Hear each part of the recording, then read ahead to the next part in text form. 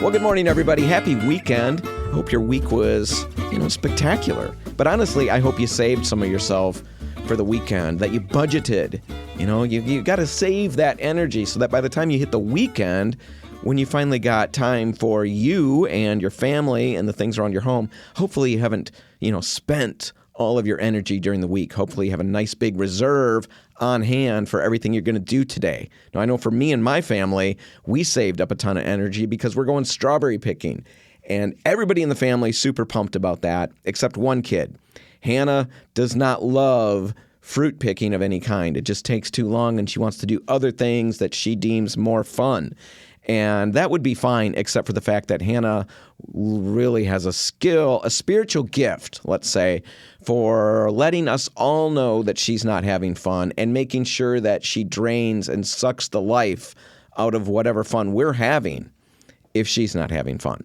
So we've got to be prepared for that. So I've saved up a ton of energy to handle that. And of course, I'm exaggerating just a tiny little bit. Anyway, you're listening to the RepcoLite Home Improvement Show, sponsored by Benjamin Moore. And on top of this being a strawberry picking weekend, it's also Father's Day weekend. So at the end of the show, I want to talk about some life lessons that my dad taught me. And don't worry, this is not sappy. My dad is nuts, and so the life lessons are very bizarre, and I think they're kind of funny. So we're going to get to that at the end of the show. I'm also going to be talking with interior designer Andy Yates, and coming up next, I'm going to be looking at a project that we get asked about all the time: painting your kitchen cabinets, painting your bathroom cabinets, how to do it. I'm going to spin you through that project briefly, and then talk about a resource that I've got for you if you're thinking about jumping into something like that. But right now, through the magic of recorded radio, let's go to the conference room at Village Custom Interiors in Byron Center, where I recorded an interview earlier in the week.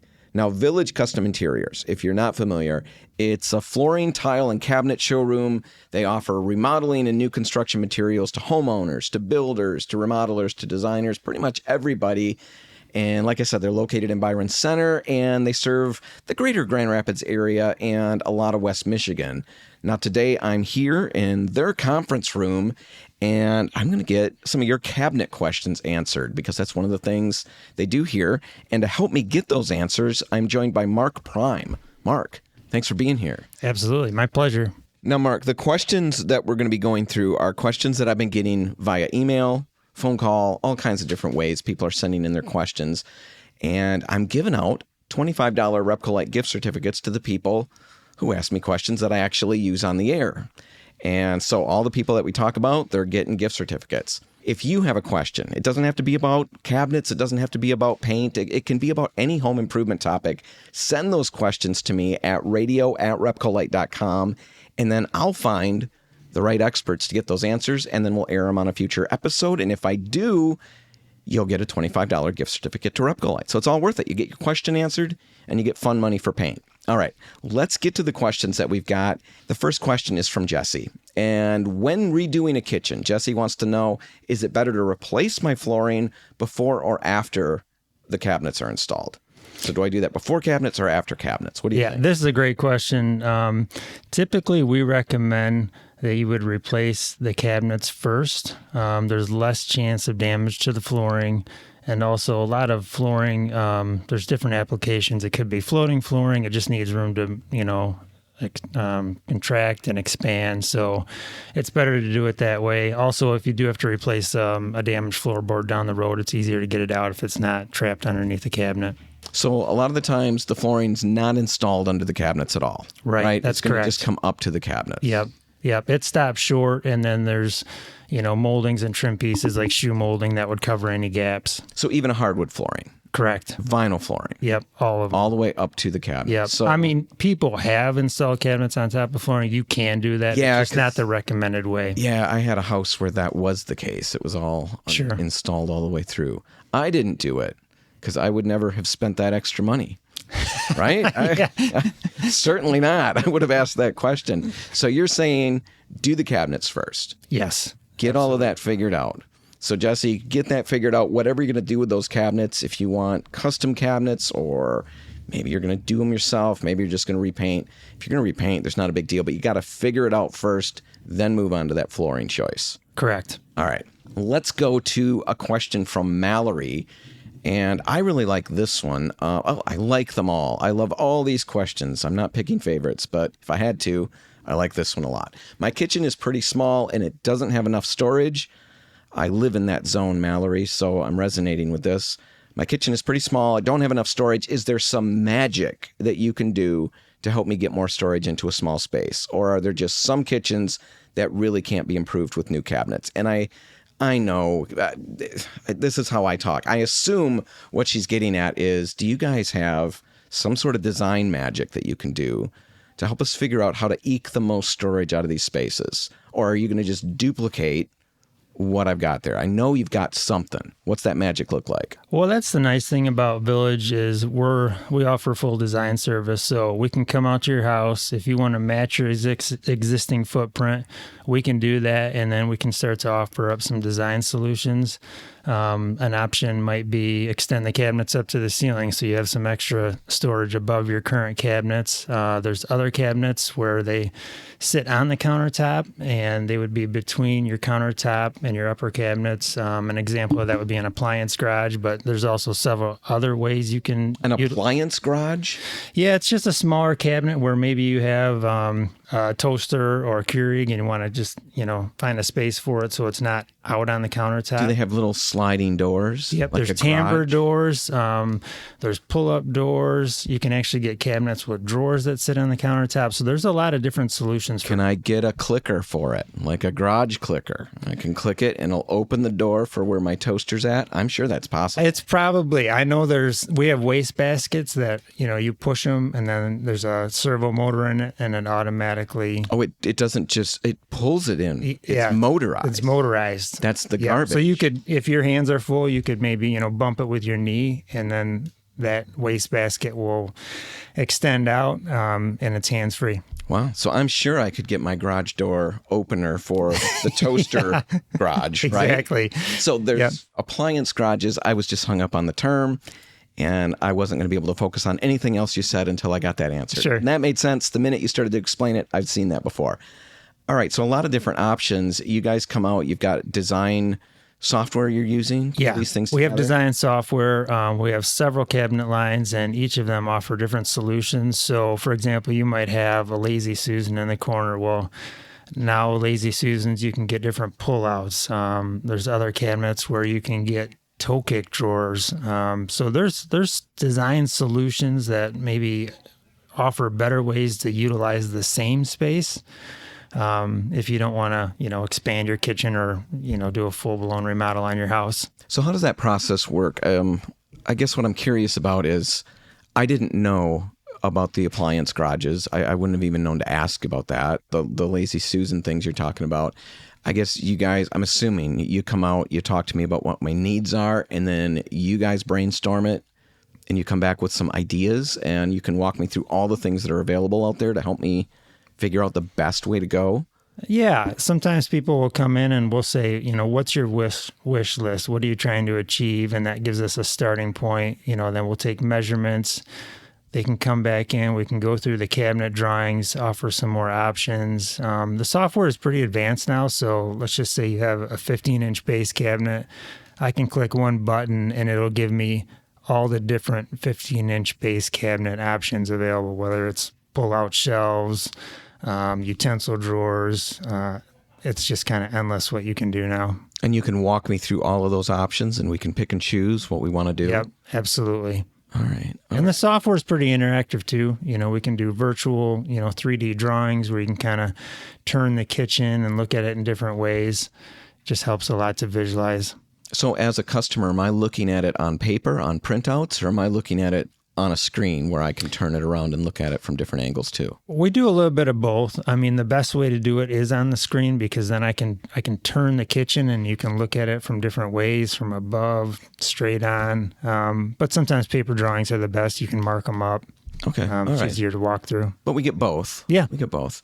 All right. I'm at Village Custom Interiors in one of their conference rooms. Is this one or the conference room? This is the conference room. This is the conference room. I'm going to mess around with your drawers later and maybe look for pens or things like that. You've got a great big board with all kinds of Post-it notes organized.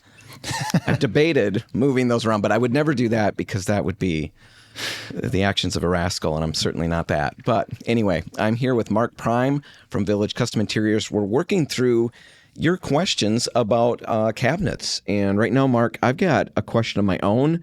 I want to talk about custom cabinets, and what I want to know is how long from, start to finish does this process take? Well, I'll start by saying we have about 6 cabinet lines in our showroom that we typically work off. They have all prepackaged pricing and catalogs, but we do run into situations where custom cabinets are a better fit. It might just be due to the size of your kitchen, some specific ideas that you want to incorporate, maybe finishes, wood species. So when people want to go down the road of custom cabinets, we're happy to do that.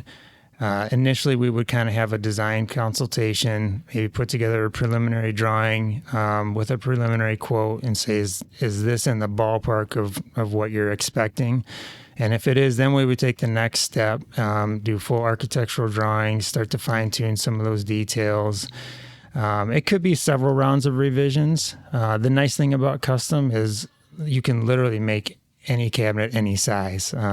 Normal cabinet lines, the cabinets come in 3-inch increments, whereas custom cabinets, if you want an 8.5-inch wide cabinet, no problem. And then the other nice thing is you can do any finish. A lot of our cabinet companies will have maybe 6 painted colors to choose from.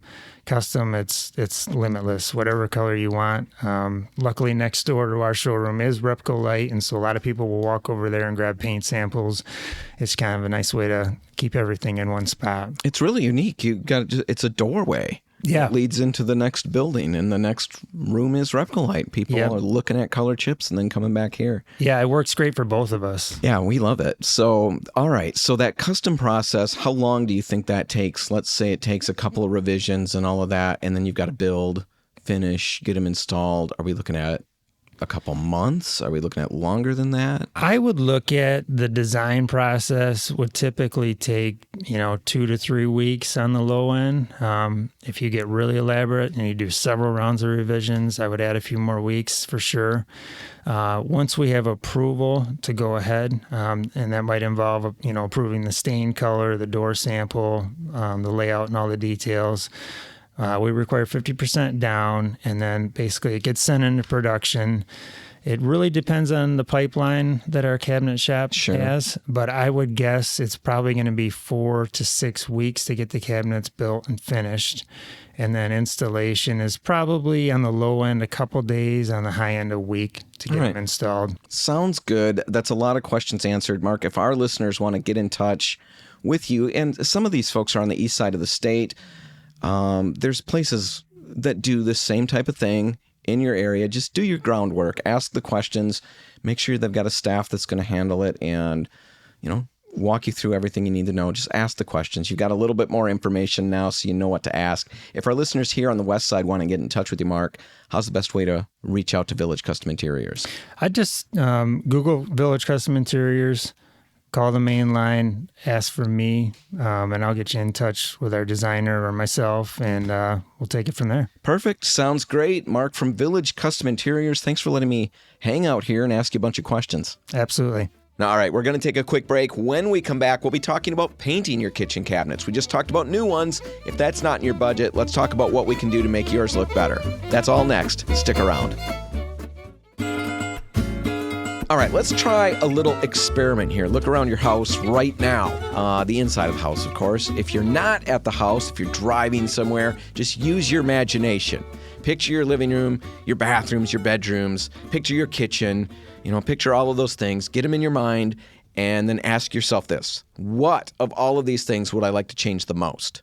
Now, I'm going to make a prediction, many of you answered kitchen cabinets. You're listening to the RepcoLite Home Improvement Show, sponsored by Benjamin Moore, and I know what it feels like to want to change those kitchen cabinets, to want to change them so bad you can almost taste it. We were just speaking with Village Custom Interiors, and they're a great resource if you're in West Michigan and you're looking to install new cabinets. Reach out to experts like that, and man, who knows what your kitchen's going to be looking like. It's going to be amazing. But some of us, we just don't have the budget right now for that. I just had this week a new furnace and air conditioner installed, so I barely have a budget for groceries anymore, much less cabinets. Now, I'd love new cabinets, and, knock on wood, that day is going to come. But right now, I've got to get by, and maybe that's you as well. And like I said at the beginning, I know a lot of people are constantly thinking about changing their cabinets. And I know this is true because I get the emails all the time. Emails from people who are asking me what it takes to paint them. What does the process look like? They're asking if they're going to look good when they're painted, if the paint's going to hold up, if it's a good DIY project, all of those things. Well, if you've got old stained and varnished cabinets that you no longer love, this really is a project that's going to produce epic results for you. And I'm speaking to me here too. I've got to jump into something like this. I've got to get over it. It's a great DIY project. It's time consuming. I think that's really the reason I haven't jumped into it yet. But it's not complicated. And when you use high quality paints and tools, you end up with great results that will hold up for years and years. Nothing is going to change how you feel about your kitchen for less money than painting your cabinets. Think of all the wall space that they take up. I can't even imagine, I can't come up with a percentage, but I have so much 80s oak in my kitchen that nothing else I do in there really matters. Or there's not even a lot of options to do other things. Once I update those cabinets, the sky's the limit.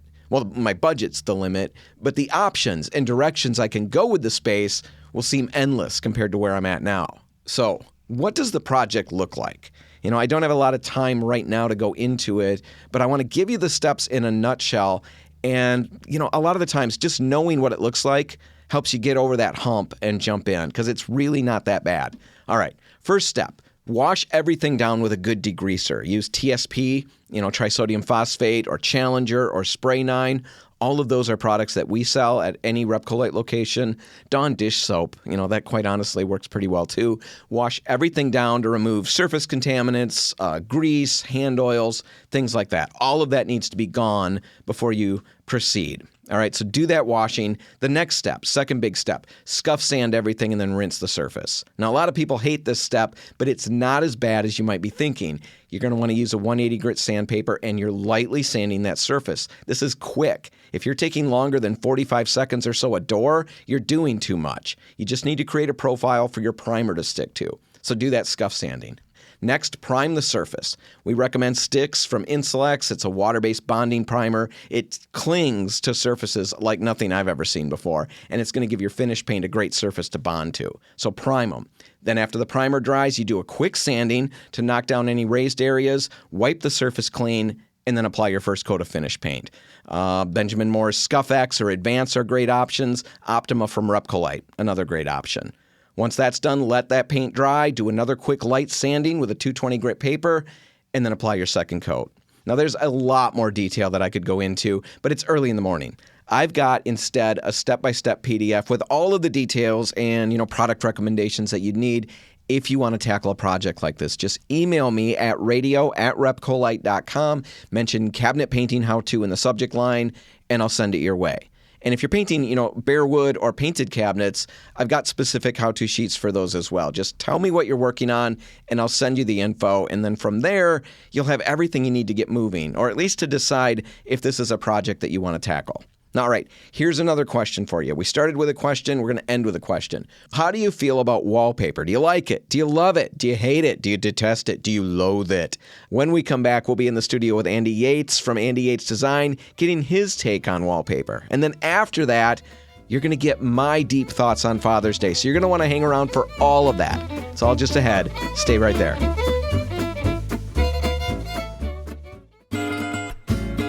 And we're back. You're listening to the RepcoLite Home Improvement Show, sponsored by Benjamin Moore. And right now I'm in the studio with Andy Yates from Andy Yates Design. Andy, thanks for being here. Absolutely. Thank you for having me, Dan. Now, we've got another installment of our designer Q&A. And Andy, shall we just jump right in?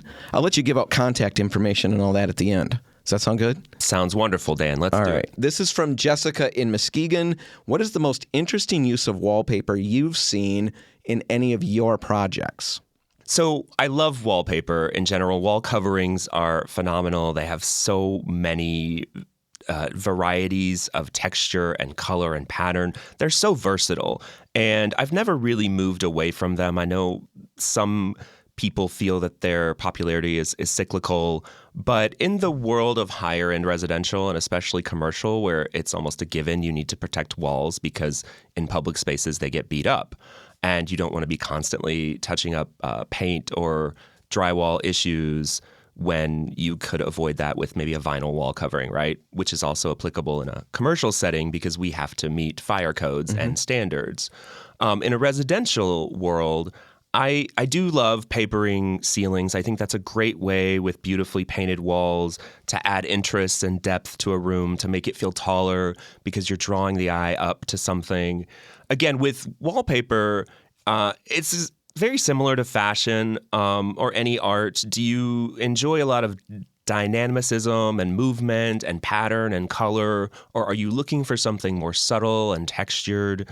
So I find a lot of inspiration looking at the work of other designers.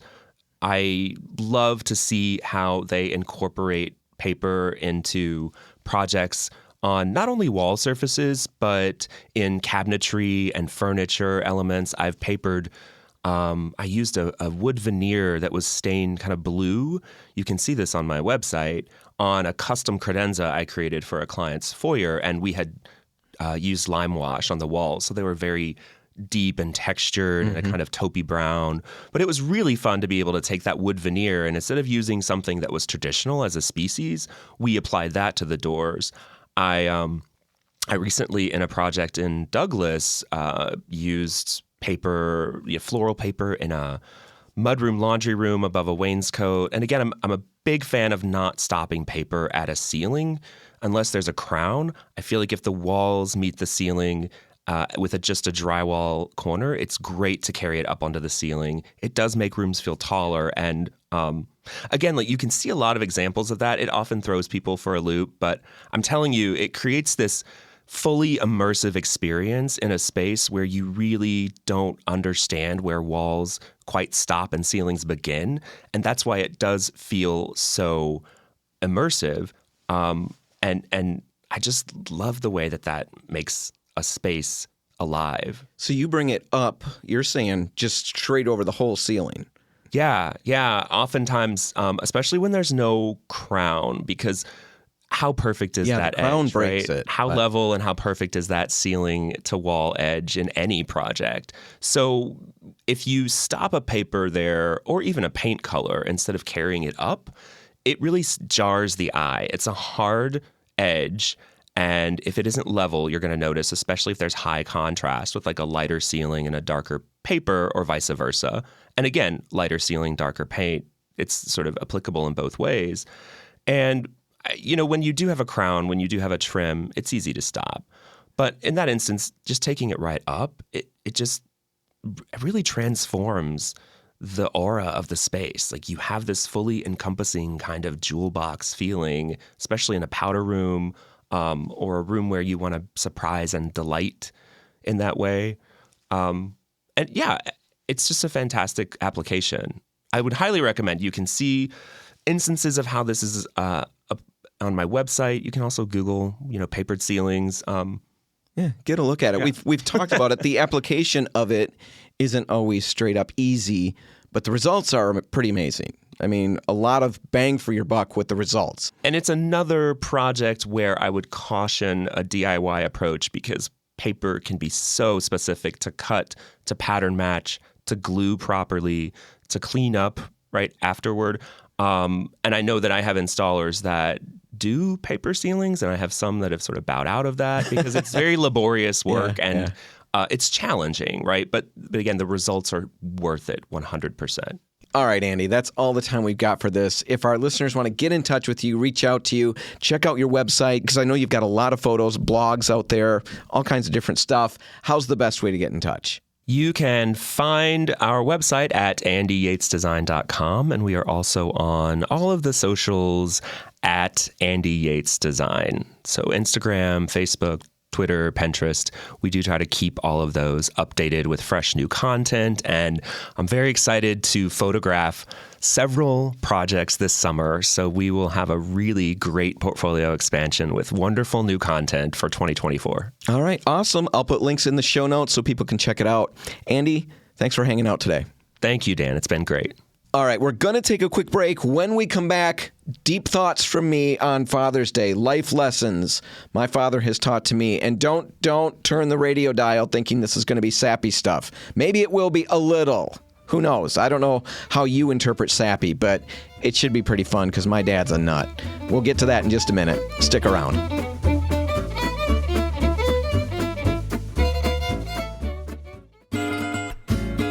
Well, it's Father's Day weekend this weekend, and I figured I would take a break from all of the home improvement stuff so I could talk about the stuff that really matters, the stuff that touches the heart. But, as I've said all along, don't worry, this is not going to be sappy, at least not entirely.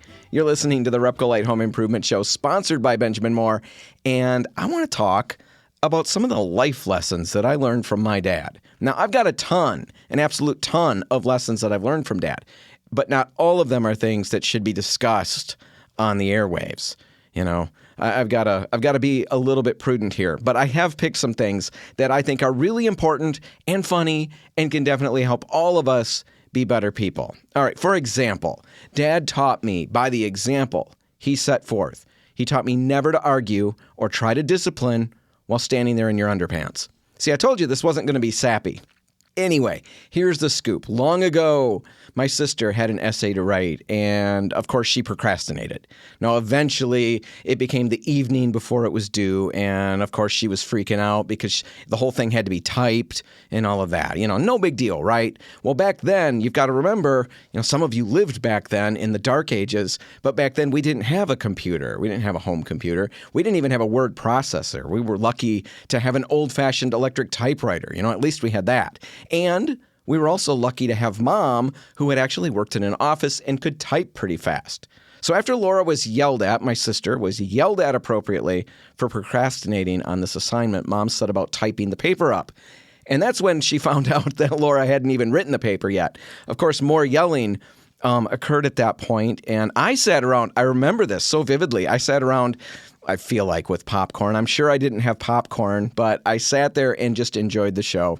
It was marvelous. It was like fireworks on 4th of July. Anyway, around 10 o'clock or so at night, Mom starts typing. They've gotten the paper written. Now they're typing it up. The machine clacks and dings and does all the things that electric typewriters do. Does that for an hour or so. And then around 11, she's finally done. She's finished. She pulls that last paper, that last sheet off the roller of the typewriter, staples everything together, and hands them all to Dad, who's sitting in his chair.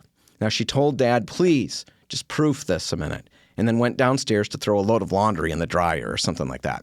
Anyway, Dad went straight to work. He was very serious about his process and about his assignment. He got out the big cutting board that we had. He sat down in his chair and then set that cutting board over the armrests. He would always do that, and he'd create a little desk in front of him. Anyway, he cracked his knuckles and went to work proofreading. Well, about 10 minutes later, Mom comes upstairs.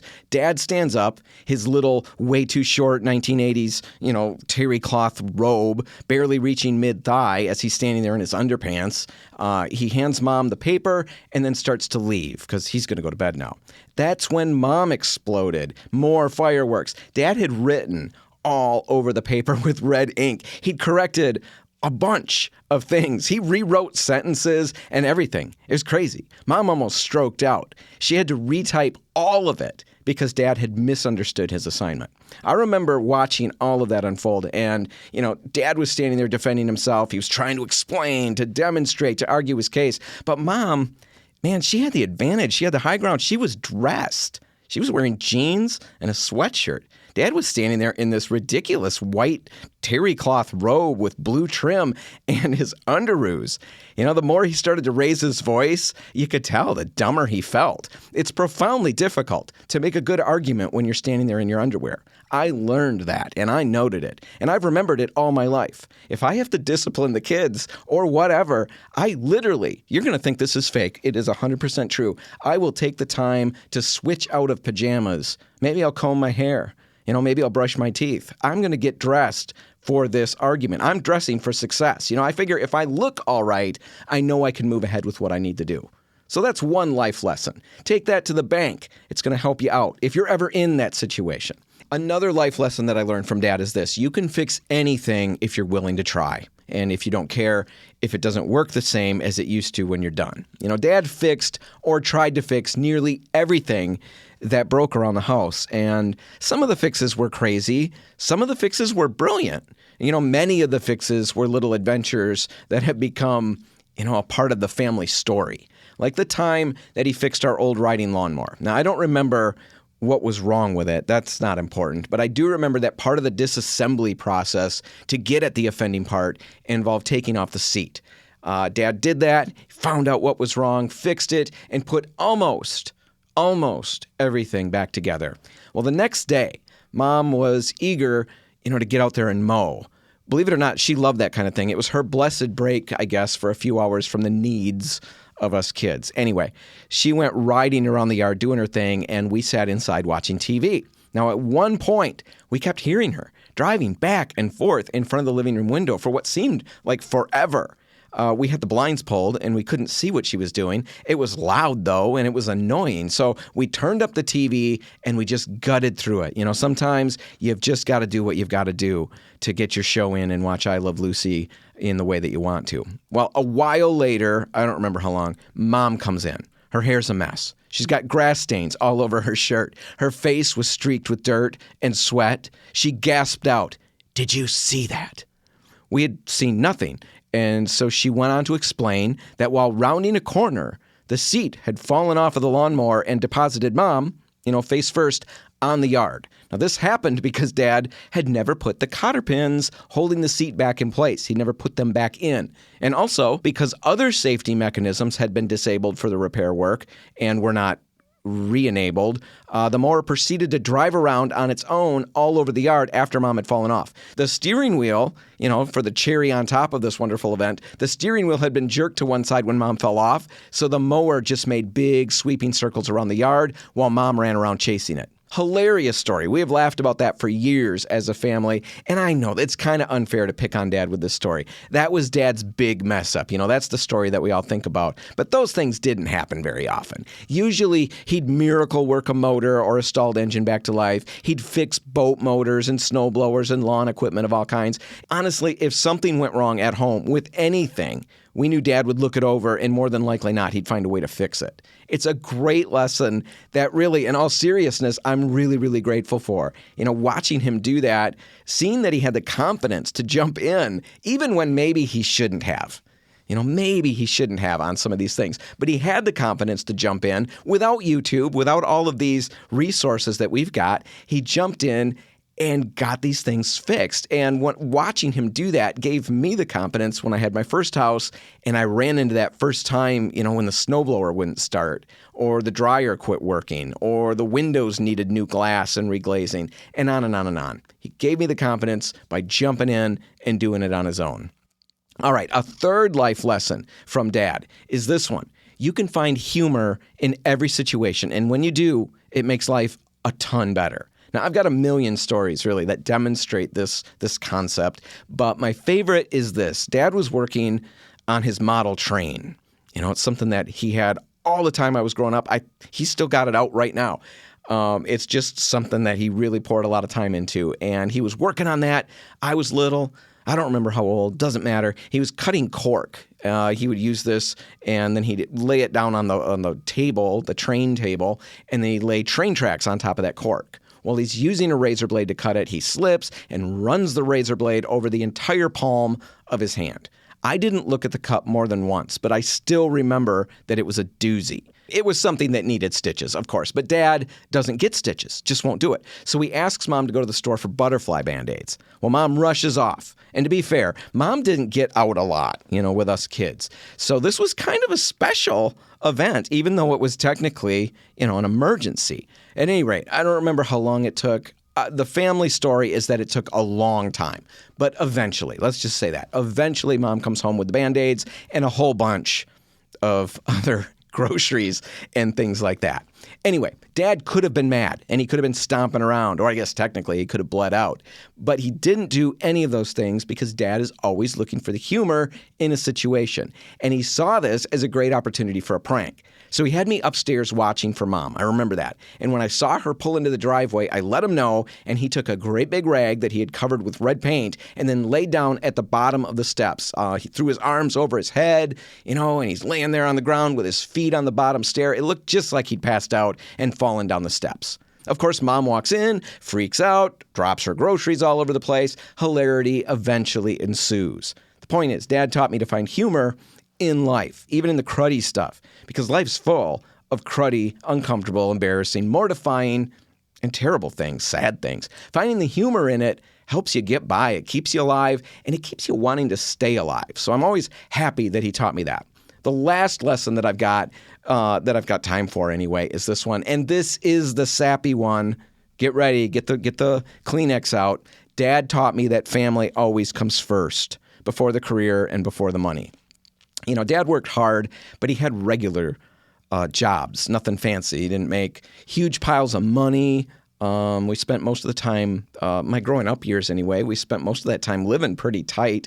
We had enough money for what we needed, but there weren't a lot of extras. We didn't eat out like a lot of people did. We never had pop in the house. I remember that. That was big. When we'd go to somebody's house and they had pop, it was always, oh, it's amazing, pop. Sugar water. And we didn't have that. We didn't have a boat. We didn't have a four-wheeler. We didn't have a camper. We did have a pool. That was kind of fun. We had a pool. But the first one that we had was just a used one that somebody else didn't want. So that was life growing up, and it was still good. Dad could have pursued bigger things. He could have made a ton more money, but he didn't. And instead, he put all of us, the family, first, all the time. Our nights and our fun kicked into gear as kids when Dad got home. We'd play baseball and football on the yard for hours on end. We had armies and armies of plastic soldiers, and then Dad and I would set them up at opposite ends of the room in the living room, and then we'd sit behind our respective little armies, and we'd roll this great big steely marble, back and forth, trying to knock down the other one's troops. Dad would lay on his side with his head on his elbow to kind of catch the marble as it came past. I couldn't do that. I was never comfortable doing that. I don't know, my neck would always hurt. I was a wuss from the very beginning. So I would sit there with my legs sprawled out so that I could catch the marble. That's how I did it. And Dad would zip the thing really hard, and I can still hear the sound, and I can still feel the ache when the marble would zing past my hand and hit my ankle or something, this big, deep, resounding thud, and then the pain that ensued. But it was still always fun. He'd join me outside when I was playing with my boxes and boxes of G.I. Joe figures, and he'd help me set up camps, and he'd show me where the vehicles should go and where they should park and how to camouflage everything so if the enemy would fly over, they wouldn't see it. He didn't have a big title behind his name. He worked regular jobs, but he taught me that that's okay. I don't work a big job either. I don't need the big career I first thought I needed, engineer, professor, whatever, writer, amazing person. I was okay to work at a paint store. It was okay to do that. It gave me the opportunity to make enough money to have a house and raise a family. And more importantly, it gave me the time to spend, with the kids growing up and doing all the things with them that Dad showed me how to do. Now, there's more. I could go on, but that's enough. Dads and grandpas, you guys are pretty cool. They have a lot of impact on how we turn out as people, how we live. And I know not everybody's fortunate enough to have had a dad. Not everybody's fortunate enough to have had a good one.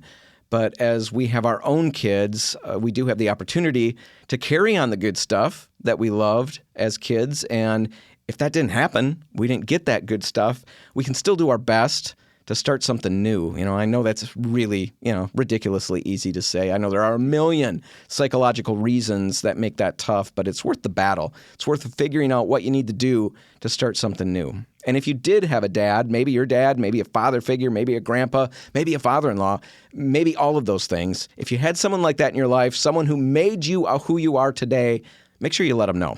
Thanks, Dad, for everything you did. I hope all you dads and granddads out there have a great Father's Day. And that's all the time we've got. If you want to catch this episode again, you can find it online at RepcoLite.com. Whatever you do today, make sure paint's a part of it, and I'll see you next week. I'm Dan Hansen. Thanks for listening.